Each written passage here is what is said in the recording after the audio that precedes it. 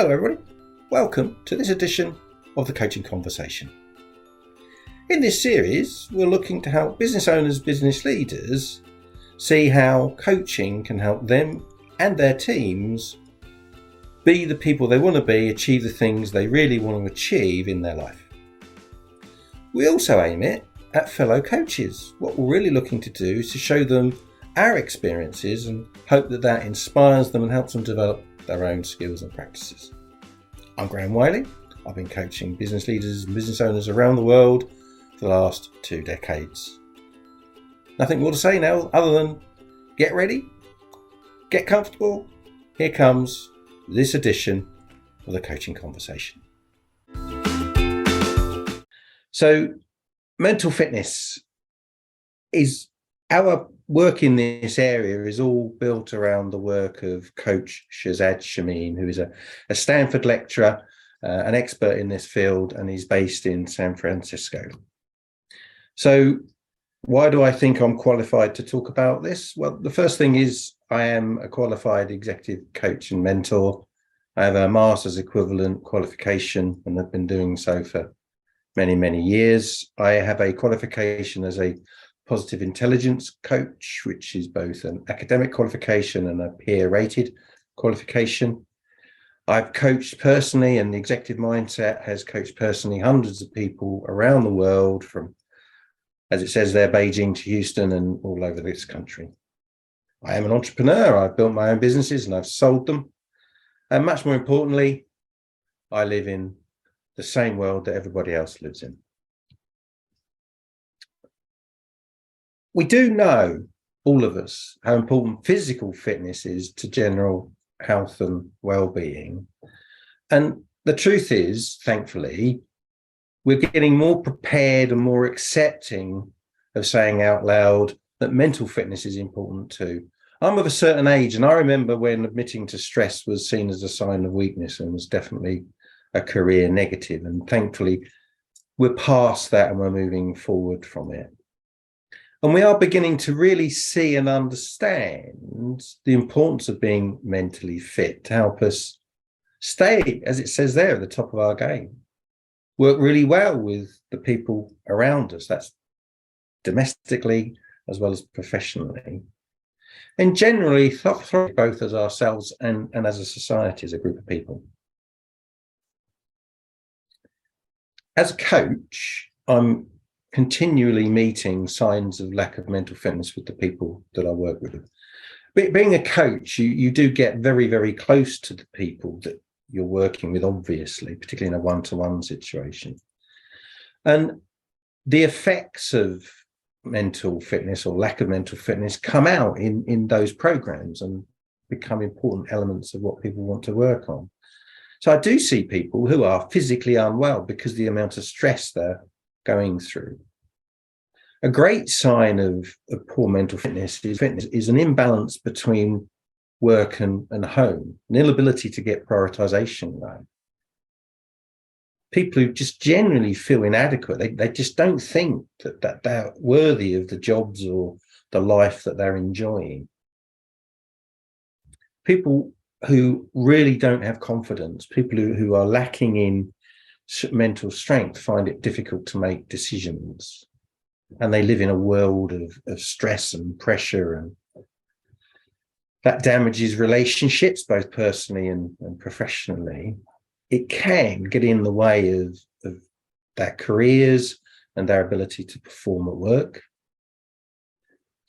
Another sign is very poor time management, which in itself feeds on it. You know, if you're not getting stuff done, you feel the pressure and the stress and the worry of the to-do list that never shrinks. And time management, again, is about confidence, about prioritization. It's also about delegation.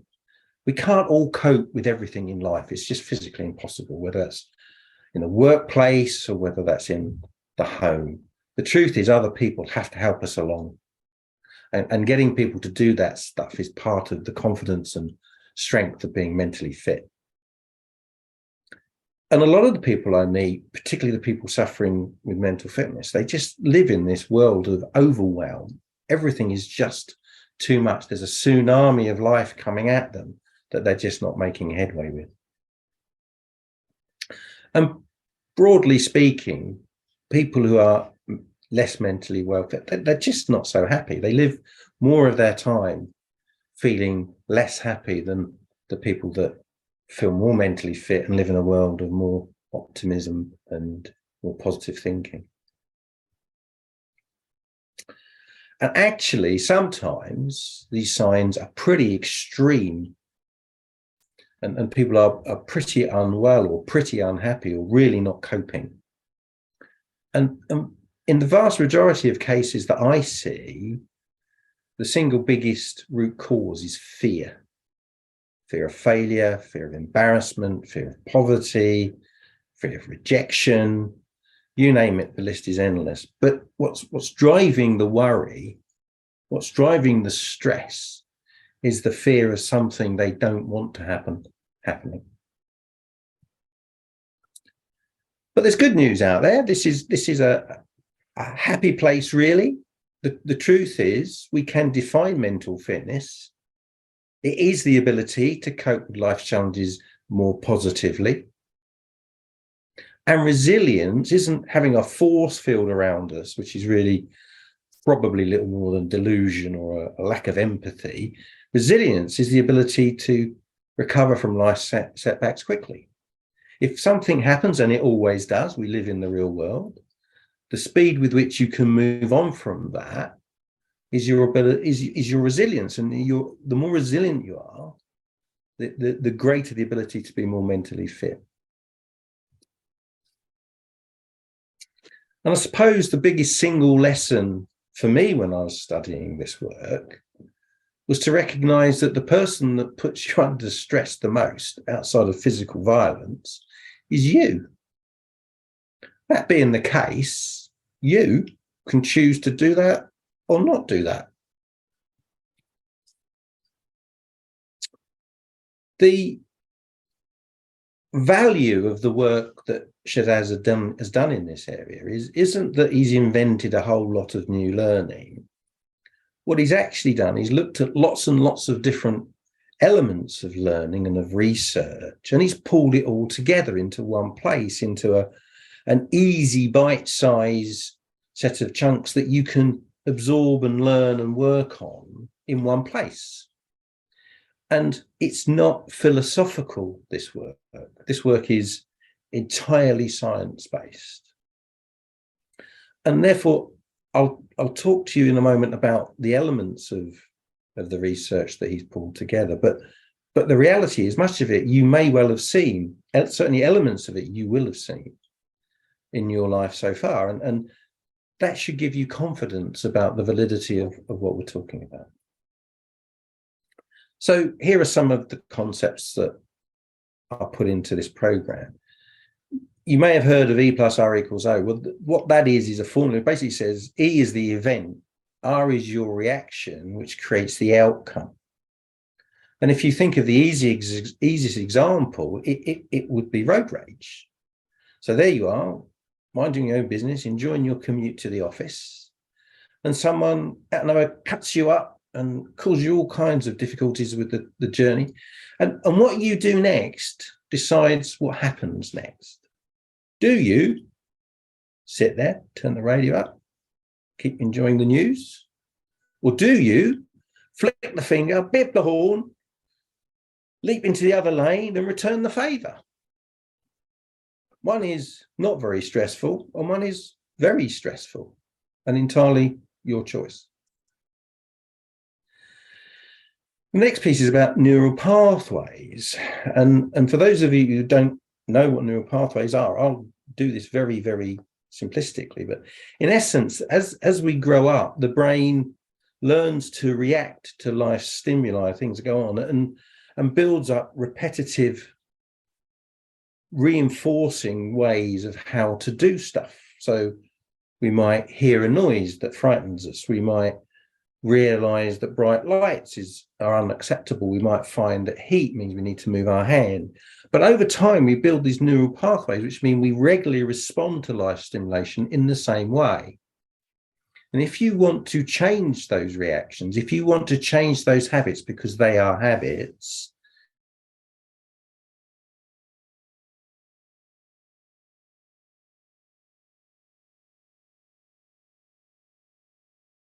It takes in terms of changing habits around your diet, changing habits around drinking, changing habits around keeping fit. You've got to do these sorts of things for at least a month or so in order to be able to create new neural pathways where new habits are reinforced. We've all heard of meditation. And meditation is a skill whereby you just empty your head of thoughts by concentrating on a single sense. And in essence, it de-stresses you because it stops you thinking about the things that are stressing you. Mindfulness, being more present in the moment, being more aware of what is going on, puts you into a much more confident, a much more strengthened position around what the stimuli are and the things that are happening. Just prioritizing your own personal well-being promotes a situation of mental fitness. I guess we've all heard about the need for 3 positives to overcome a single negative. And, you know, the bad apple in the barrel and so on and so on. Well, this is a science-based reality. The truth is, as we've grown up, fight or flight is an important protection mechanism that the mind has created. It is better to understand a threat than it is to look for a benefit. And therefore, the mind will naturally look for a problem before it looks for an opportunity. And therefore, if you have a problem, you do need to work harder to create the opportunity from that problem. And a lot of the work that Shazad has done in this area is about the techniques to relieve stress. And again, around performance improvement, we've all been involved in a situation, probably whether it's in the sports arena or whether it's at work, where things just are so easy. The report just flows from your pen. The ability to run or play the sport better than you've ever done, being totally on form, being in the flow, comes from a moment of true mental fitness. So, what's all this about Coach Shazad Chamine and his work and the concept of positive intelligence? So he defines mental fitness as your ability to respond to life's challenges with positive rather than a negative mindset. And the impact of that, as I mentioned a moment ago, will improve performance, and it will give you peace of mind, which in turn will lead to improved wellness. And that gives greater chances and opportunities to develop better relationships. As I said earlier, this research is not anything other than scientific. It's not built around faith or any form of spirituality. And so the neuroscience, the neural pathway piece I mentioned earlier, the positive psychology, we know it's going on in Qatar as we speak, that the sports scientists are saying to the teams, what's it going to feel like when you win? Can you imagine yourself winning? They create this mindset, this positive outcome, which leads and encourages people to perform. The cognitive psychology, knowing that you are in control, you can be in control of the way in which you respond to life's challenges. And the performance science piece, I've already mentioned this several times, but understanding that when you're in the flow, you really will perform better than you do when you're pushing yourself and under stress. And all of this comes together to create the concept of positive intelligence. And Shazad's work has seen him and indeed us work with hundreds of CEOs and their executive teams. He's done extensive work with Stanford students. Those of you who don't know, Stanford is the college in California, which is the elite college in the US, world-class athletes. It's well over 500,000 participants from 50 countries. Now, the really important thing isn't the 500,000, it's the 50 countries. This is not a culture-based thing. This is a science-based thing, and it works across cultures. And the work goes beyond the workplace. It goes into families and it goes into groups. And unsurprisingly, he's written a best-selling book. As I mentioned at the beginning, one of the great things that Shazad has done is he's taking a whole series of complicated concepts and he's distilled them into something that is easy to understand. And he describes it as the power of factor analysis. So he believes that you can discover the root cause, which enables you to radically simplify difficult concepts. And it was Einstein who said something along the lines of, if you can't explain a difficult concept simplistically, you don't understand it well enough. And that's broadly the achievement of Shazad. And the easiest parallel is obviously primary colours. When we're going back to school, there are only 3 colours from which all the other colours come. So in this context, Shazad has identified 3 core muscles, mental muscles, that are the root of our ability to be more mentally fit. And we all know, if the parallel works with physical fitness, that the more you work on your core, the more you work on your muscles, the greater the chances of improving physical performance. And so the whole program is about identifying these 3 core muscles and then working on them. And the first one is the saboteur interceptor. Now, the saboteurs are these negative thoughts that go on in your head, and we've all got them, and they happen all day long.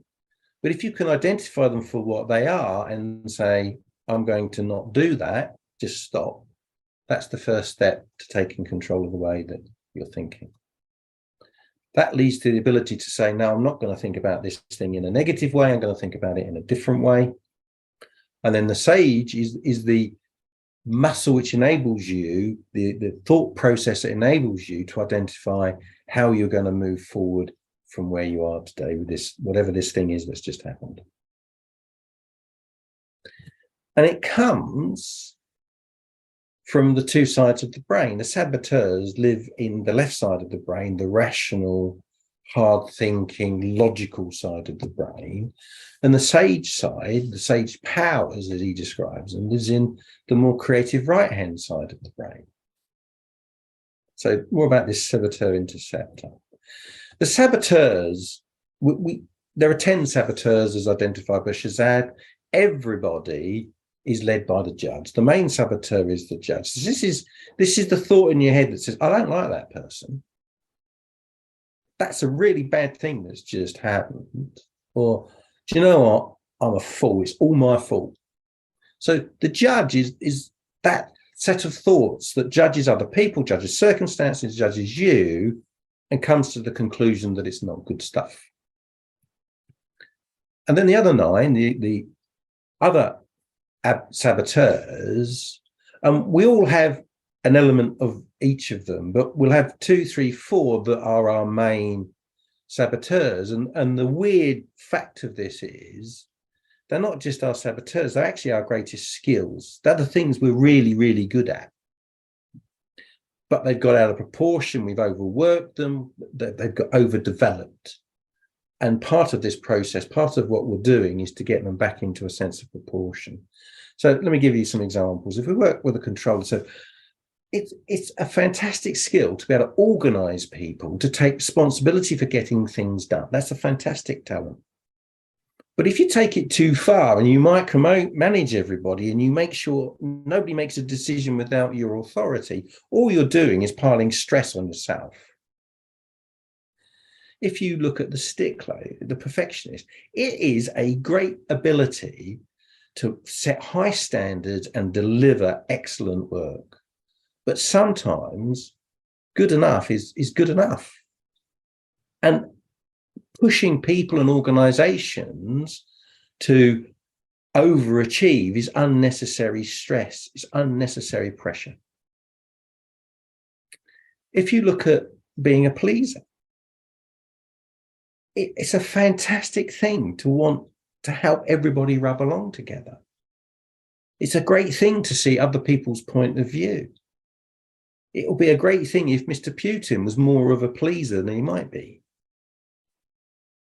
However, if you intrinsically put other people's well-being, other people's wants and needs ahead of your own, in the end, you suffer. And in the end, you pay that price through stress and lack of mental fitness. If you look at a hyper-rational, someone who's really, really good at analysis, totally objective use of data. But if that goes too far, they'll end up losing empathy with anybody else's point of view, understanding the world isn't black and white, it's got whole shades of grey, and they become very cold and very analytical. And again, that can ostracize them from the rest of the world. The restless person, it is a real skill to be able to multitask. It's a real talent to want to move on to the next new thing, to be seeking out new ideas. That's a fantastic attribute. But if you've now got to the stage where you don't finish anything, if you've now got to the stage where the minute the email pings, you've got to find out what it is, if you've now got to the stage where actually you can't knuckle down and finish the thing that's in front of you, you'll become very, very, very inefficient. And that in turn will compound and create an awful lot of pressure and stress for you that you don't need to have. One last example, the hypervigilant, someone who can actually identify risks, someone who is totally in tune with what might go wrong. If you're in a project, you're running a project, or you're putting an organization or a situation through change, it's fantastic to have that kind of person on the team. But if that's where they live the whole of their life, looking for threat, that's a pretty negative, stressful, hard place to live. So we all have these saboteurs. These are the negative thoughts that go on. Something happens in life and our natural triggers are, the judge says that's a bad thing, and then these assistant saboteurs kick in, and whichever one of yours are the most relevant are the ones that are going to take control of the way you typically think. They are your habitual thinking process. They are your neural pathways that normally take over from that point. So the process, the program would get you to take an assessment, do it online, takes about 10 minutes. And here is an example report. This one is a fictitious Sarah, who happens to be a stickler and a hyperachiever and a restless. So this is a lady that wants everything to be dead right. She's got to be seen to be the one that wins. She's got to prove that she's better than everybody else. And she's desperately hardworking. My gosh, I'm already exhausted. And you get a report. It gives you a written description of the sorts of characteristics and aspects of being a stickler. And you get that for all of your major saboteurs. So back to the saboteurs. The saboteurs motivate you through negative emotions, primarily fear, but that creates stress and anger and guilt and shame and insecurity. So the saboteurs will push you. They absolutely will push you. And that's why they're like your great strengths. They've got you to where you are so far. But your sage will pull you. It will encourage you to think about things from other people's point of view. It'll encourage you to look at a situation anew. It'll encourage you to think of new ways of dealing with things that are coming at you. And so the saboteurs will push you, and they can and will and do generate success, but that's not inherent happiness. And sage can generate success and happiness.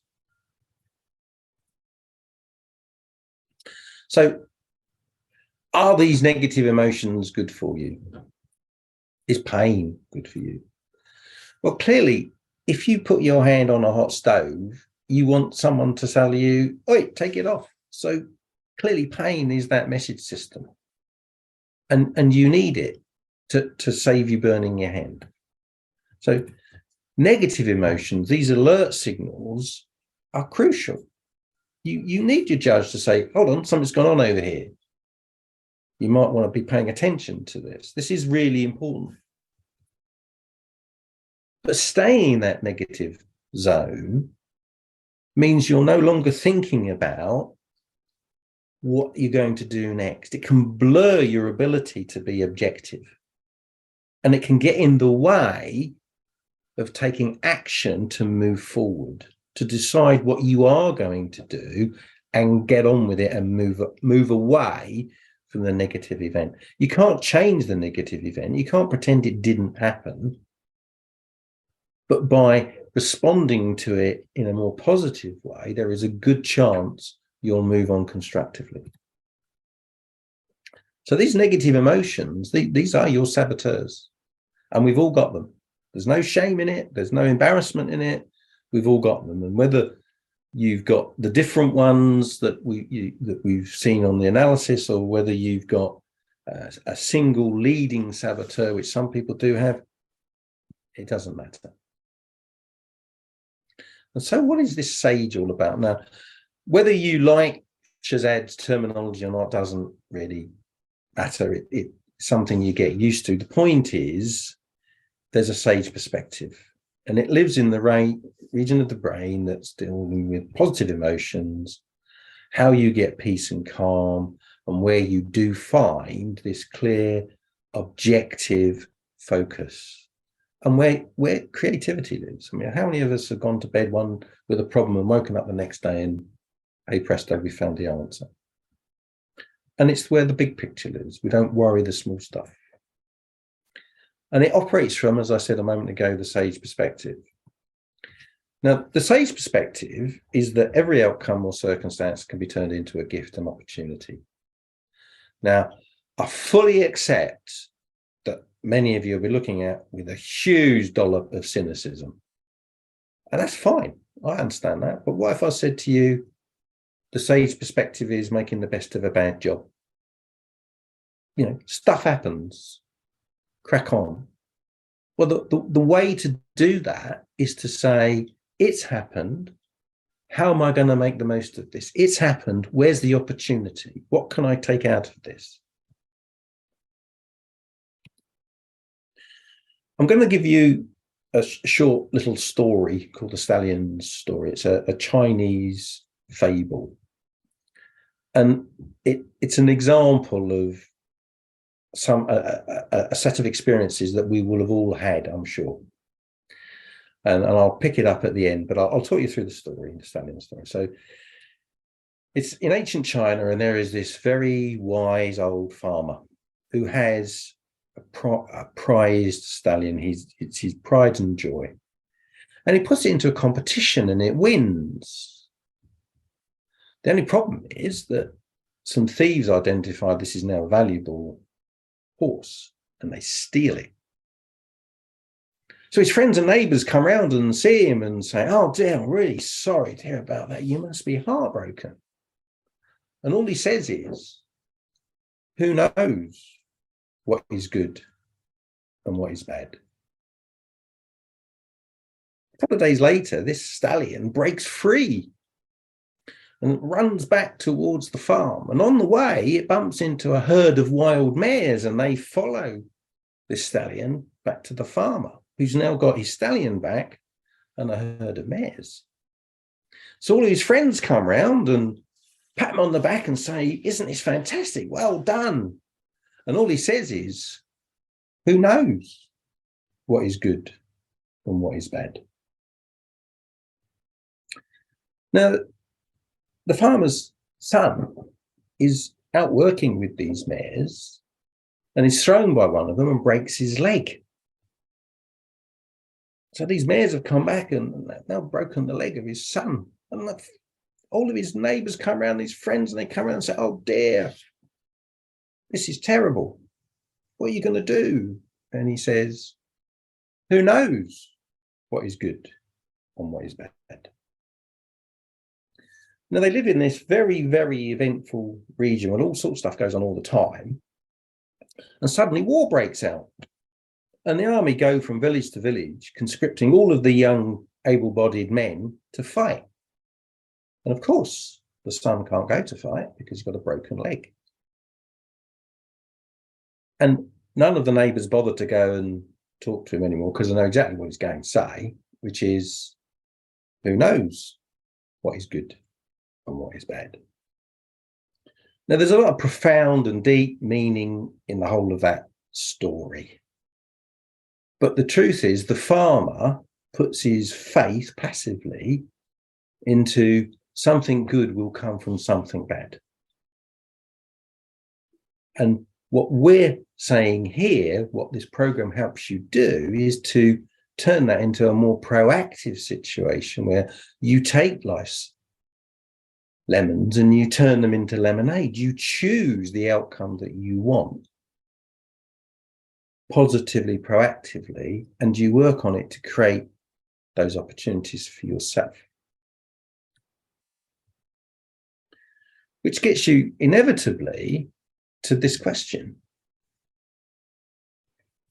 And you probably already know the answer, but whatever you think is true will be the outcome. If you want a bad outcome or you believe in a bad outcome, that's what you'll undoubtedly get. If you believe there's a gift, you believe there's an opportunity, you've got a much better chance of that being the fact than otherwise. And so you are absolutely in control of this outcome, more so than you think. So the saboteur interceptor, the ability to say, the ability to think and realize that you are moving into negative emotions is driven by your ability to say, hey, this has happened. I now need to stop. I need to stop going down those old neural pathways. And I need to give myself a break between that event and what I'm going to think. And these 10-second PQ reps are really just small moments of meditation. And they're a point where you empty your head of those negative emotions and replace them ultimately with these sage thoughts, these more positive thoughts. And so the saboteur interrupter is the ability to say this is happening and to then use PQ reps. So the simplicity of this concept is if you are actually feeling these negative emotions, something's happened that's making you feel bad, stop. Recognize that your saboteurs are at play. Do some PQ reps and activate your sage part of your brain and believe that you can find value in whatever it is that's come from that event without being delusional, without pretending it didn't happen, and work the best way forward for you from here, which could be in the moment, it could be longer term, it could be involving other people, but you get a plan. And if you think about this in very simple terms, spending your time thinking positively about making the best of a bad job is a significantly less stressful place than sitting and dwelling in all the bad luck you've ever had in your life.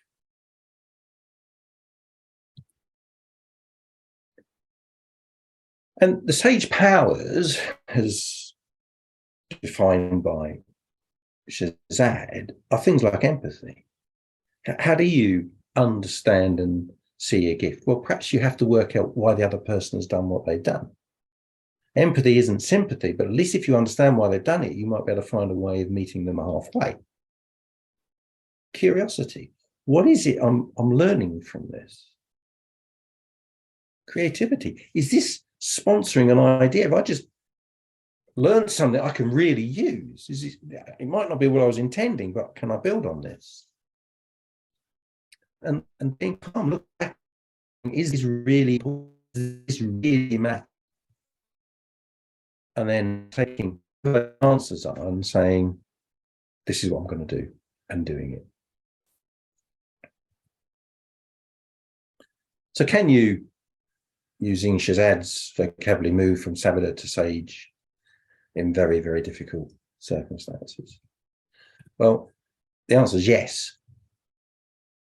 But the ability to do that is all about the strength of your muscle, the strength of your mental muscles, those three mental muscles. And just like going to the gym, you have to work on them.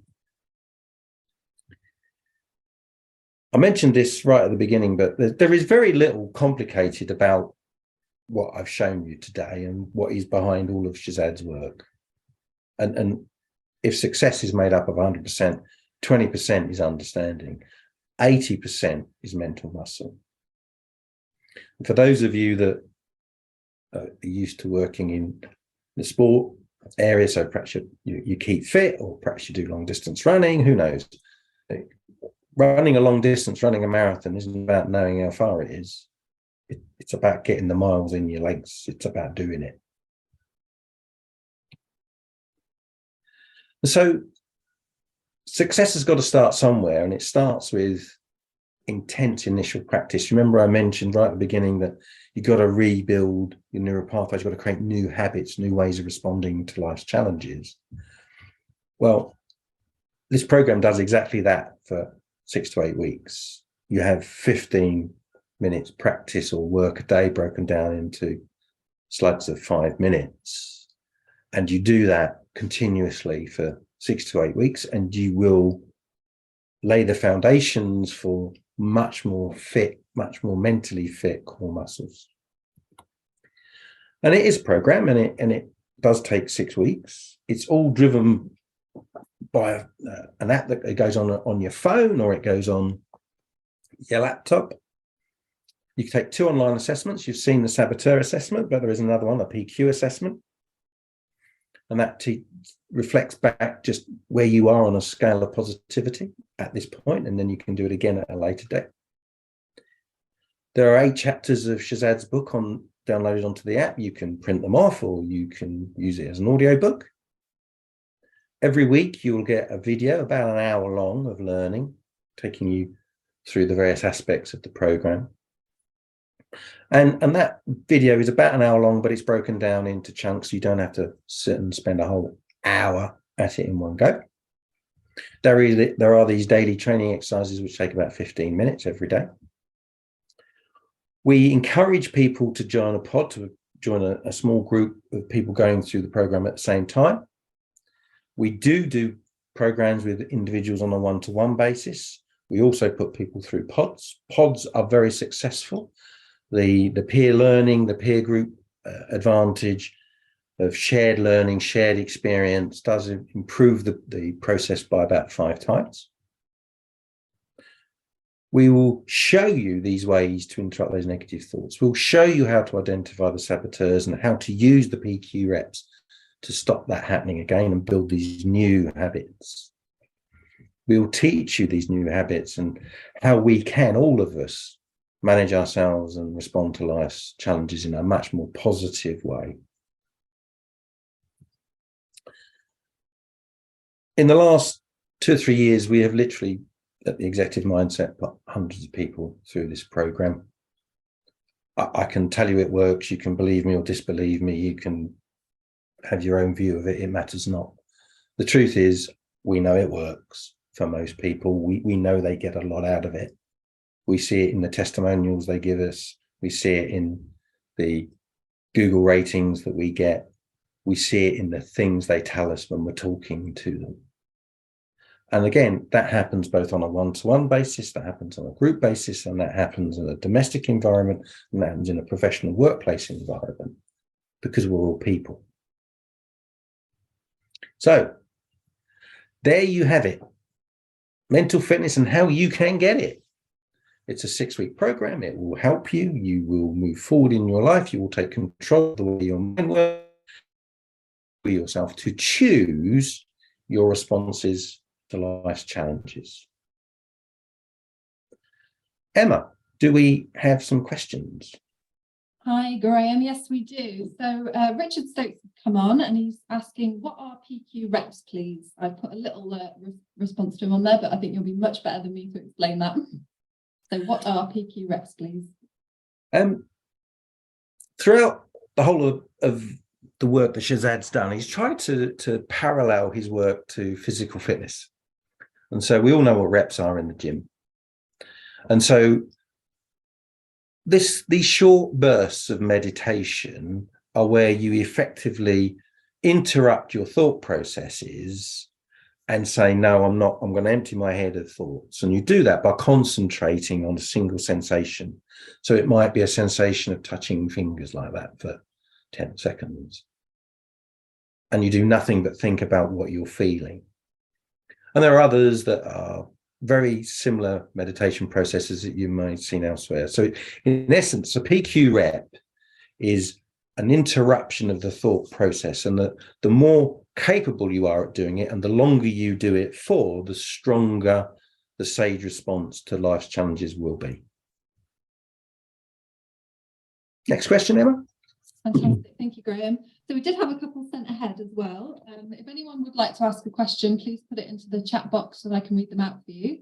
So the next question is, would you recommend doing the coaching as part of a pod or one-on-one? Yeah, we mentioned that earlier. It works differently for different people. It will work very well in either context.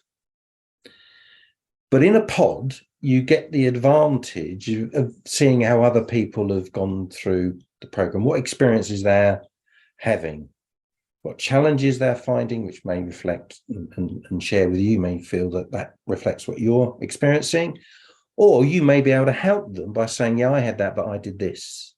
And so it's like a teamwork response that does tend to work really, really well, but it will work just well enough on a one-to-one basis. And sometimes people feel more comfortable not making themselves so vulnerable in an open forum with people they might not know very well. So it's horses for courses. It will work in either case.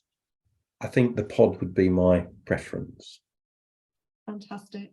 And what outcomes have you personally seen from the coaching? I shared earlier some of the comments from past participants, but it can be transformational for people. It can quite literally change their lives. I've heard people say things like, you've saved my marriage. I've heard people say things like, you've saved my career. I've heard people say, if only I'd known this decades ago, I'd have lived a different life.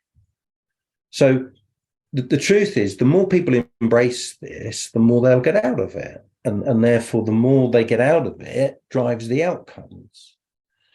I'm going to share a little bit of a secret. When I first went through this 6-week program, I was deeply cynical. I couldn't believe that my personal strengths, as I understood them, were also these saboteurs that were holding me back and causing all my grief. And yet, as I went through the program and took that on board, I really did start to embrace it. And I understood what was going on in my mind. I understood how I was reacting. And I am massively more comfortable in my own skin now than I was those years ago. Next question, Emma. Fantastic. So does the coaching work for people of all ages? Yes. Shazad will say there is no research on people below the age of 15. So there's no scientific evidence that this will work beyond or earlier than age 15, which I think is fine. But we have seen, and we do see people working with their children.